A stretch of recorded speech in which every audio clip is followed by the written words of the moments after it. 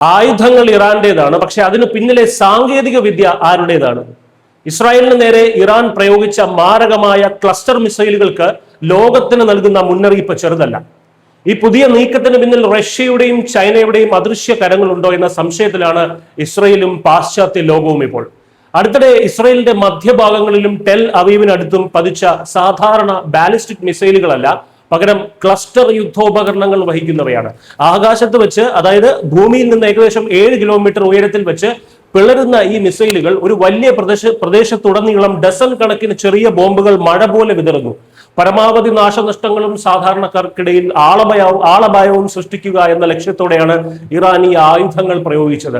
അടുത്തിടെ നടന്ന ഇത്തരം ആക്രമണങ്ങളിൽ വീടുകൾക്ക് കേടുപാടുകൾ സംഭവിക്കുകയും നിരവധി പേർക്ക് പരിക്കേൽക്കുകയും ചെയ്തിരുന്നു. സാധാരണഗതിയിൽ ഒരു ബാലിസ്റ്റിക് മിസൈൽ ലക്ഷ്യസ്ഥാനത്ത് ഒരൊറ്റ വലിയ സ്ഫോടനമാണ് ഉണ്ടാക്കുന്നത്. എന്നാൽ ക്ലസ്റ്റർ ബോംബുകൾ 8 കിലോമീറ്ററോളം ചുറ്റളവിൽ ചിതറിത്തെറിച്ച് നാശം വിതയ്ക്കും. ഇവിടെ ഇസ്രയേലിനെ ഏറ്റവും കൂടുതൽ കുഴപ്പിക്കുന്നത് ഇറാന്റെ ഈ പുതിയ പ്രഹരശേഷിയാണ്. നൂതന ആയുധ പദ്ധതികളുമായി ബന്ധപ്പെട്ട സ്വന്തം ശാസ്ത്രജ്ഞർ പലപ്പോഴായി കൊല്ലപ്പെട്ടിട്ടും ഒറ്റയടിക്ക് 80ഓളം ചെറിയ ബോംബുകൾ വർഷിക്കാൻ കഴിയുന്ന സാങ്കേതിക വിദ്യ ഇറാൻ എങ്ങനെ സ്വന്തമാക്കി? ബാഹ്യസഹായമില്ലാതെ ഇത് സാധ്യമല്ല എന്നാണ് ഇസ്രായേൽ പ്രതിരോധ വിദഗ്ധരുടെ വിലയിരുത്തൽ. ഈ സൈനിക സാങ്കേതിക വിദ്യ റഷ്യയിൽ നിന്നോ ചൈനയിൽ നിന്നോ കൈമാറ്റം ചെയ്യപ്പെട്ടതാകാം എന്ന സംശയം ബലപ്പെടുന്നത് ഇവിടെയാണ്. ഇറാൻ വികസിപ്പിച്ചെടുത്ത ഖോറാം ഷഹർ ബാലിസ്റ്റിക് മിസൈലുകൾക്ക് 2000 കിലോമീറ്റർ വരെ സഞ്ചരിക്കാനും ഇത്തരം ക്ലസ്റ്റർ പോർമിനകൾ വഹിക്കാനുമുള്ള ശേഷിയുണ്ട്. ഈ ആയുധങ്ങൾ സൃഷ്ടിക്കുന്ന ദീർഘകാല ഭീഷണിയും വലുതാണ്.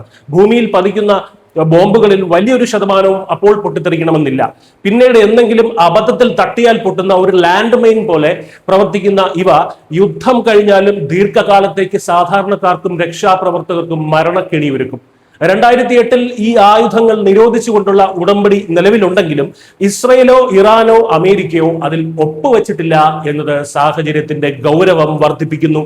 ചുരുക്കത്തിൽ ഇസ്രയേലിന് നേരെ വരുന്ന ഈ പുതിയ അടിയുടെ വഴി വെറും ടെഹ്റാനിൽ നിന്ന് മാത്രമല്ല, അത് മോസ്കോയിൽ നിന്നോ ബീജിംഗിൽ നിന്നോ കൂടിയാകാമെന്നത് യുദ്ധത്തിന്റെ ഗതിയെ തന്നെ മാറ്റിമറിക്കുന്ന ഒന്നാണ്. റഷ്യയുടെയും ചൈനയുടെയും സൈനിക ഇടപെടലുകൾ ഈ സംഘർഷത്തെ കൂടുതൽ സങ്കീർണവും മാരകവുമായ ഒരു ആഗോള പ്രതിസന്ധിയാക്കി മാറ്റുമോ എന്നതാണ് ഇനി കണ്ടറിയേണ്ടത്. News desk news India Malayalam.